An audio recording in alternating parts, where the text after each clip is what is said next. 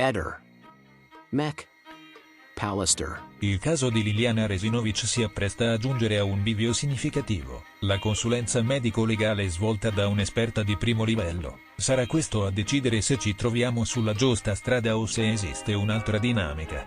Questo è ciò che ha affermato Antonio De Nicolo, procuratore capo di Trieste, a margine di un incontro sull'indagine avviata dal GIP del Tribunale di Trieste sulla scomparsa della 63enne avvenuta il 14 dicembre 2021 e il ritrovamento del suo corpo il 5 gennaio successivo nel boschetto dell'ex ospedale psichiatrico di San Giovanni a Trieste. Il GIP, aggiunge De Nicolo, ha richiesto determinate azioni. Molte di esse erano già state fatte da noi.